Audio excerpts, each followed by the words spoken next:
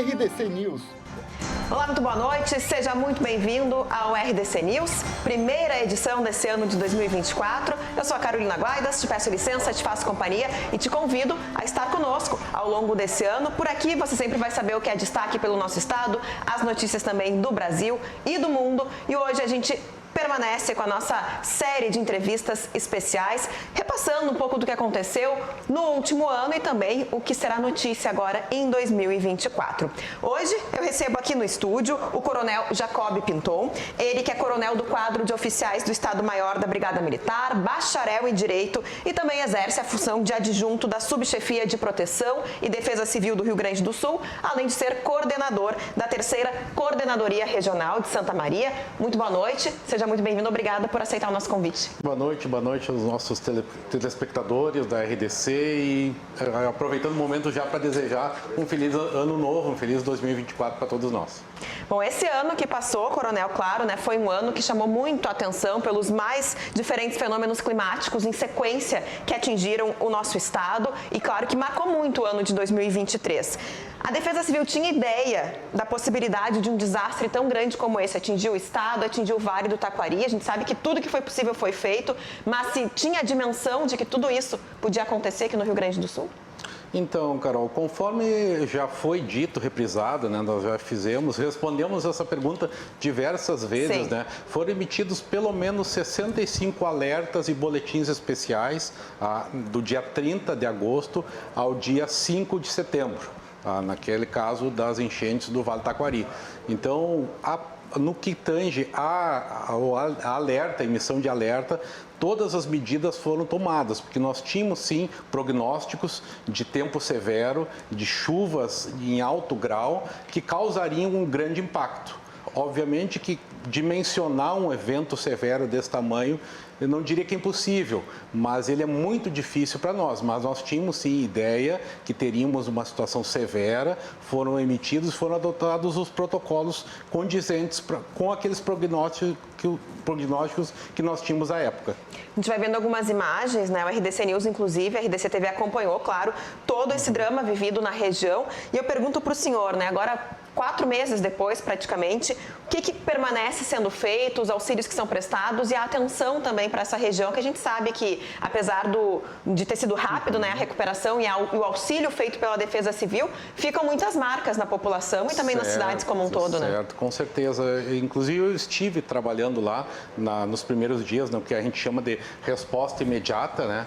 E a situação lá, ela foi muito impactante. Ela vai ficar na memória de todo gaúcho, todo brasileiro. Claro. E foi um desastre, assim, inominável. Então, até para o telespectador entender, a Defesa Civil trabalha num sistema de ciclos. O nosso trabalho começa com a prevenção, a preparação, a mitigação, ou seja, eu previno. Se eu sei que o desastre vai acontecer, eu me preparo. Aí eu mitigo porque ele vai chegar, eu tenho que mitigar os danos.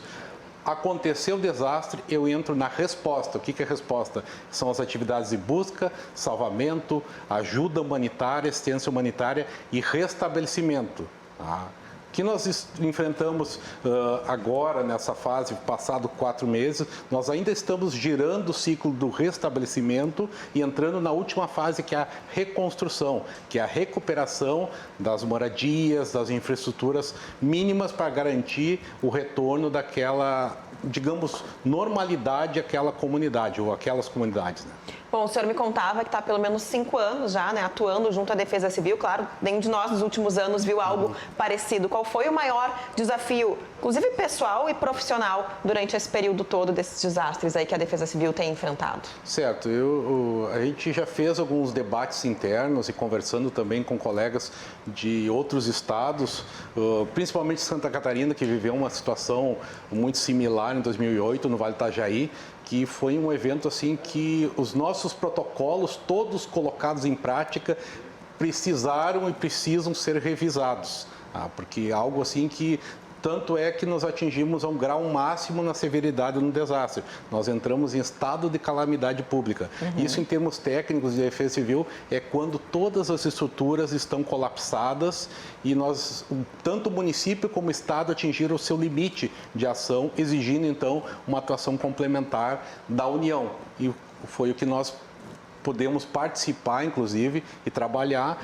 Tivemos ajuda muito importante das Forças Armadas, que foram mobilizadas, tivemos aeronaves, tivemos que montar um campo de pouso de emergência para receber aeronaves de grande porte. Enfim, foi um desastre assim, de grandes proporções e que colocaram à prova todas as nossas estruturas de resposta. Tanto a Brigada Militar, que teve um papel fundamental, que foi um dos primeiros órgãos de resposta a chegar dos locais, porque já falaste a questão, o que nós enxergamos e tivemos a maior dificuldade? Chegar no local. Nós chegamos num cenário de bastante dano e que não tinha comunicação alguma. Tanto é que toda a região ela ficou com problemas de comunicação praticamente uma semana. Então, os 2, 3 primeiros dias, a gente não tinha noção do que estava acontecendo, claro, porque não conseguia conversar com as pessoas. As vítimas não conseguiam solicitar socorro porque não existia comunicação alguma. À noite, com a água, então, vários fatores tornaram esse tipo de situação muito grave para a atuação das forças de resposta. Então, eu posso dizer que foi o primeiro desafio enfrentado, é traçar um cenário de desastre para mobilizar as equipes e saber onde atuar, porque nós tivemos vários municípios impactados. E como nós tivemos vários municípios, nós tivemos que fazer uma triagem para detectar aqueles que estavam com mais problema e agir direto naqueles municípios mais impactados, que no caso é Mussum, Roca Salles, claro, e Encantado. E são escolhas que vão sendo feitas difíceis de se fazer. Você sabe, exato, que todo mundo precisa de ajuda, você tem que mensurar qual é o desafio maior e quem precisa mais naquele momento, né? É um trabalho que a gente sempre fala aqui, é extremamente importante, feito pela Defesa Civil, junto com o Corpo de Bombeiros, Brigada Militar, e que de fato fez a diferença. Queria lhe perguntar também sobre os alertas que a gente recebe. Inclusive, aqui no meu celular eu sempre recebo alerta quando a Defesa Civil envia. Nos Estados Unidos, isso funciona muito bem. A gente sabe que quando chega um alerta que seja, as pessoas já se dão conta de que pode ser um problema maior, saem de casa, sabem que existe mesmo um risco. No Brasil como um todo e também aqui no Rio Grande do Sul, o que o senhor enxerga? Parece que as pessoas ainda não têm essa dimensão de que quando vem um alerta, realmente é importante ficar atento de fato e, quem sabe, tomar uma medida mais rápida, sair de casa para evitar um desastre maior. Parece, às vezes, que a pessoa não acredita que aquilo vai acontecer. Perfeito. O que acontece? Citaste o exemplo dos Estados Unidos. A comunidade, principalmente, vamos trazer o exemplo daqueles estados que são atingidos por furacões, que tem a estação dos furacões. Toda vez que ocorre algum movimento, as pessoas recebem todos os meios de comunicação disponível. A própria TV, ela interrompe a programação e entra um alerta. As pessoas já sabem o que fazer e, culturalmente, essa é a palavra-chave, elas já tomam as suas medidas. Porque o que acontece? Eventos severos, eventos de grande envergadura, poder público nenhum dá conta. Não existe essa situação do poder. Então, nós temos que criar uma cultura de autoproteção. Autopreservação perpassa pela ideia desde a arquitetura básica, saber aonde construir. Muitas vezes nós, quando construímos, nos preocupamos com a posição solar. Nós temos que saber aquele terreno é seguro, a posição do vento. Na América do Sul, nós estamos posicionados no segundo maior corredor de tornados do mundo. Só perdemos para os Estados Unidos. Nossa. Então, nós estamos numa área de risco de tornados, de ventos fortes. Então, saber desde do básico até a cultura de receber um alerta, valorizar, dar credibilidade àquele alerta e adotar uma cultura de autossalvamento ou autoproteção. Nós enfrentamos alguma dificuldade ainda com a emissão dos alertas, pela baixa adesão. Isso que eu ia perguntar, 7%, se não me engano, da população gaúcha só que se cadastrou já, é um número muito baixo, né? Isso, hoje nós utilizamos como sistema, nosso maior sistema de emissão de alertas é o sistema IDAP, que é um sistema da União, né? Em que o cidadão ele envia o CEP para um SMS, no número 4099, e a partir dali ele vai receber todos os alertas relativos àquele CEP. Pode cadastrar quantos CEPs quiserem. Então, a partir dali ele recebe todos os alertas. Temos também um WhatsApp e um Telegram da Defesa Civil, que são mais completos, que além do alerta, ele já dá as condutas que a pessoa tem que tomar para se autopreservar.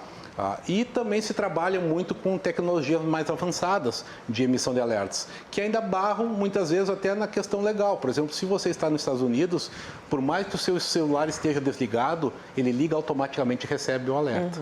Aqui nós barramos muitas vezes na própria legislação que dá proteção à pessoa, acesso a dados e tudo mais, mas é algo que a Defesa Civil Nacional já tem trabalhado para melhorar o sistema. Mas, volto a dizer, os sistemas de alerta e monitoramento que hoje nós temos, eles dão conta, mas precisam sim da credibilidade, da mudança de cultura e da adesão da população. Importante, né? Então, Fico Alerta é tão fácil só fazer o cadastro. Se você ainda não fez, faça. É importante para começar bem esse ano de 2024. Falando nesse novo ano que começa, Coronel, o que a gente tem aí de novidades, sistemas a serem implantados para esse começo de ano de 2024? Certo. O governo do estado já lançou uma agenda de trabalho, né, junto com a Secretaria do Meio Ambiente, criando um gabinete de crise, uma lição que nós aprendemos com os eventos do Vale do Taquari, é que a gestão ela é macro. Então, o governo do estado trouxe para o núcleo do governo, criando uma estrutura maior, que vai além da Defesa Civil, trazendo e envolvendo todas as secretarias. Então, nós temos hoje criado um gabinete de crise que está se estruturando e, a partir do gabinete de crise, foram segmentadas várias ações para órgãos de Estado específicos. Então, 2024 trará o desdobramento desse plano de ação, e também teremos alguns investimentos em termos de tecnologia, de formação. Em termos de Defesa Civil do Estado, a nossa meta é trabalhar mais na formação dos agentes municipais de proteção e defesa civil, que é onde tudo começa, é no município.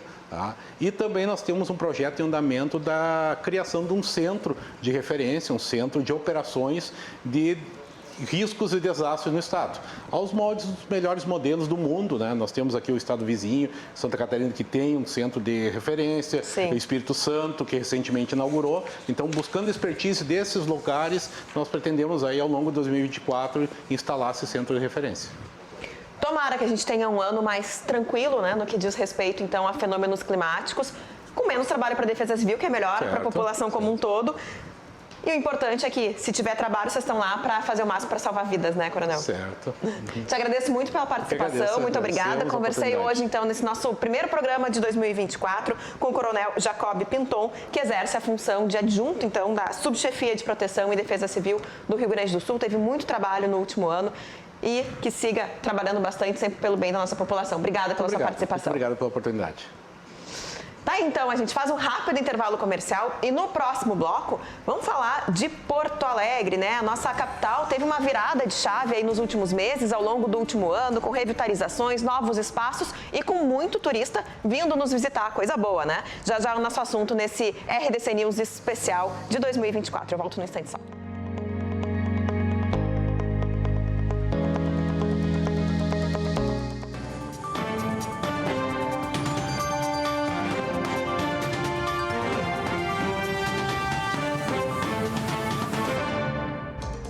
Já de volta com esse RDC News especial, em que seguimos com a nossa série de entrevistas, falando um pouco mais sobre o que aconteceu e o que vai acontecer nesse ano de 2024 aqui no nosso estado.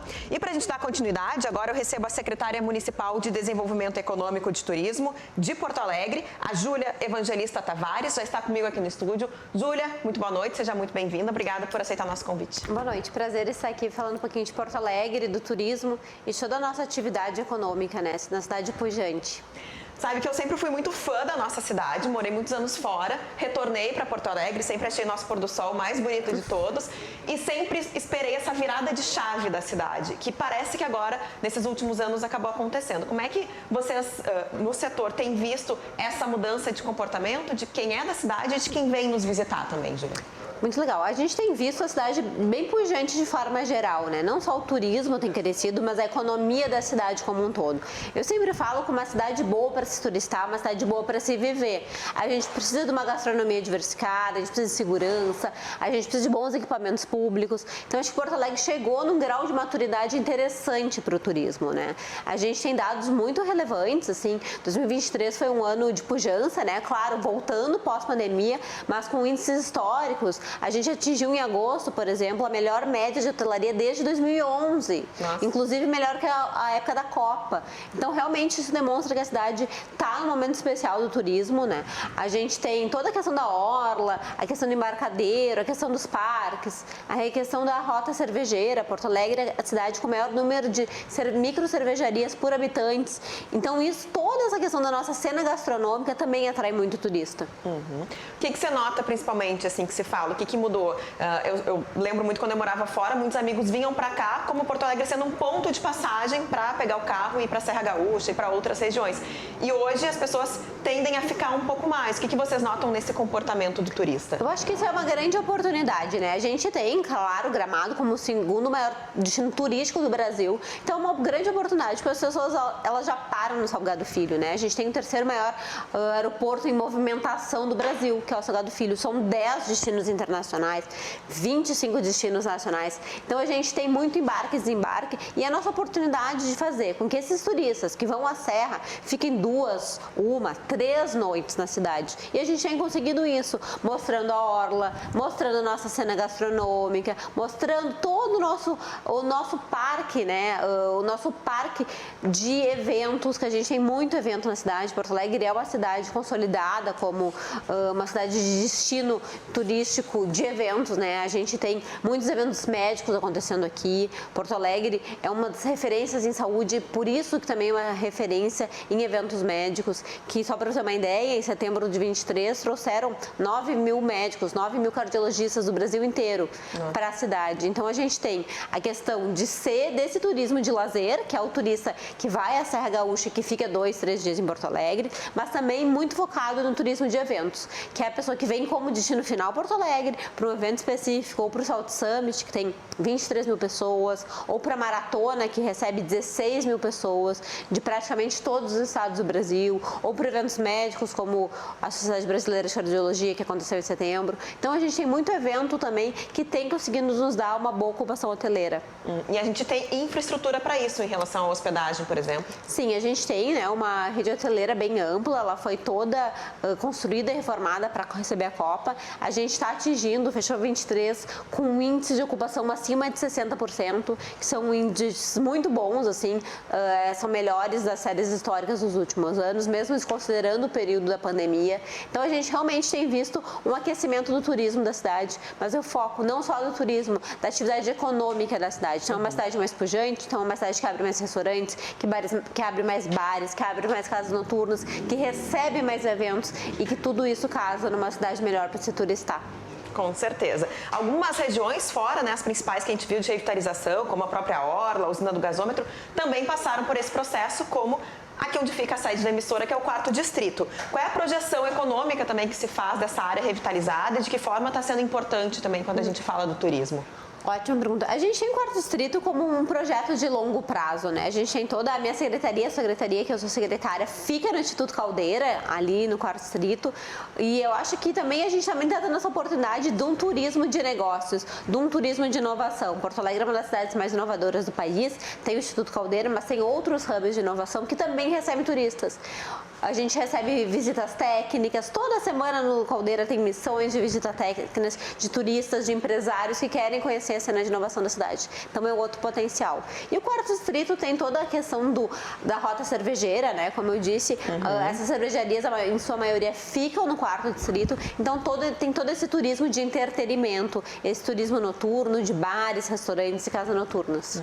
Quais são os locais que você poderia destacar que tiveram essa mudança de concepção, assim como o 4º Distrito, né? A gente fala muito também, tem o Pontal hoje, que ficou lindo lá na Zona Sul. Quais são os lugares, assim, até para que as pessoas que não conhecem possam conhecer essas outras áreas mais revitalizadas agora? A gente tem a Orla, né, que eu acho que é o grande símbolo da cidade. A gente tem agora a usina do gasômetro sendo entregue nos próximos meses, que também acho que vai ser um ponto bem importante de turismo, de autoestima da cidade. A usina está desde 2017 fechada, então ela abre agora em 24 com uma nova função, toda reformada, pronta para uma concessão. Então acho que vai ser um ponto bem interessante de turismo. Então a gente tem toda a Orla, né, a Orla 1 e a Orla 3 já entregues para a população, um projeto de Orla 2 em andamento, que deve começar a obra também no ano de 24, que também promete ser uma grande entrega para a população com centros de eventos. E tem o Pontal, que também já está pronto, que acho que foi uma redescoberta da cidade com o rio. O pôr do sol ele é lindo, tem um parque público. Enfim, além do 4º Distrito, né, que tem uma vocação mais de gastronomia e mais de entretenimento noturno.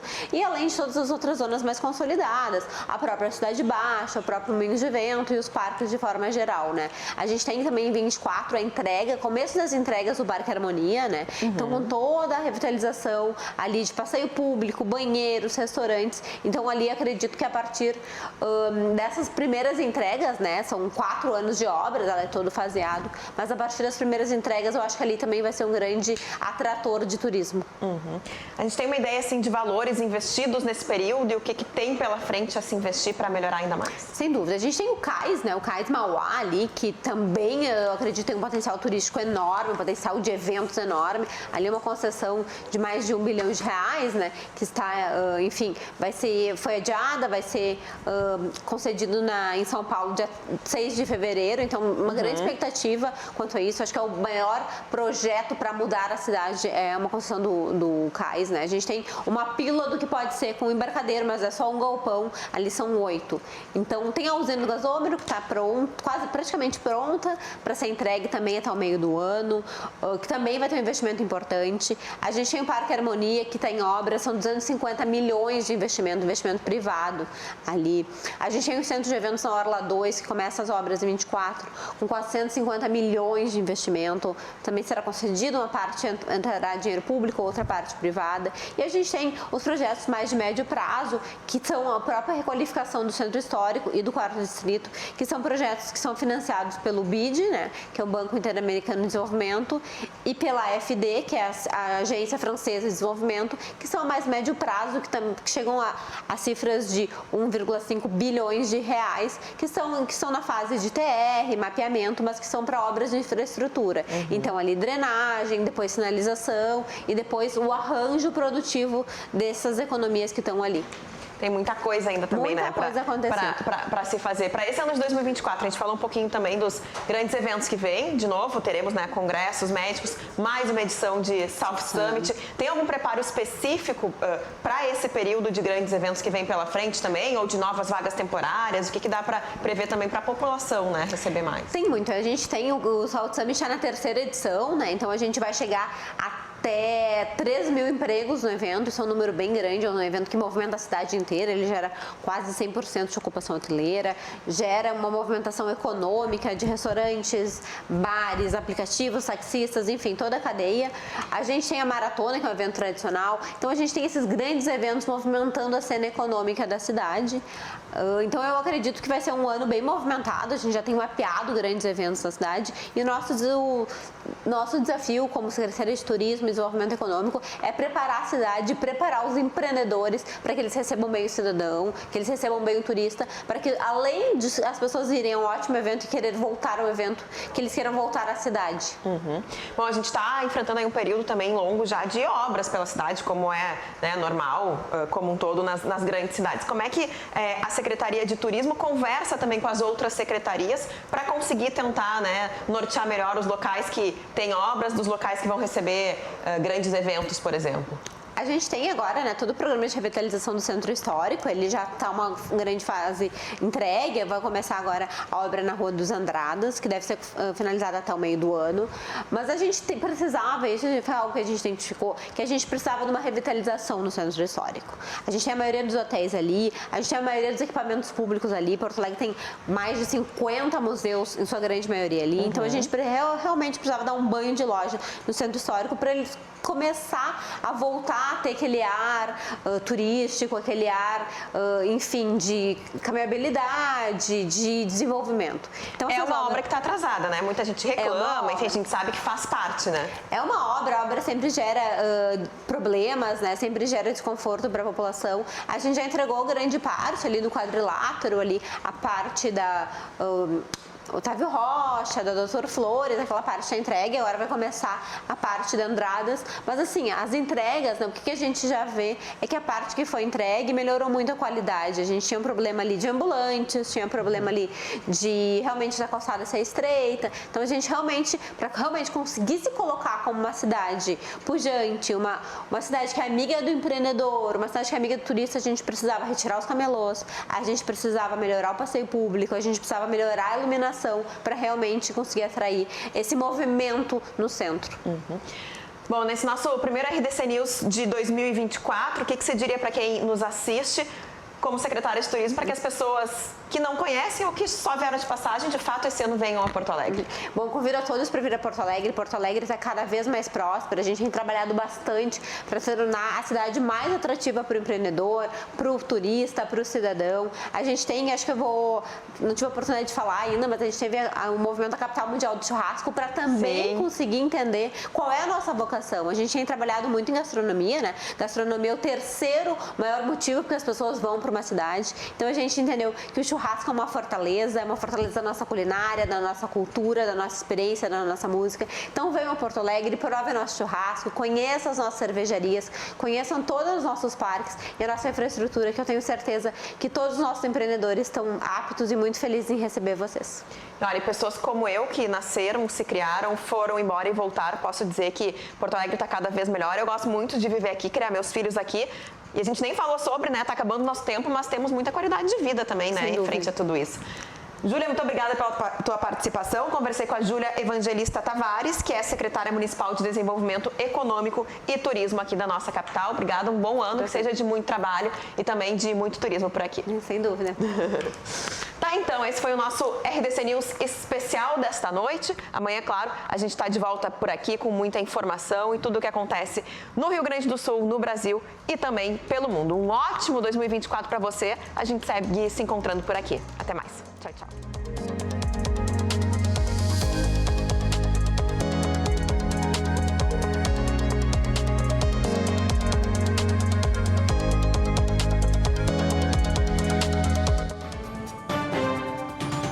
RDC News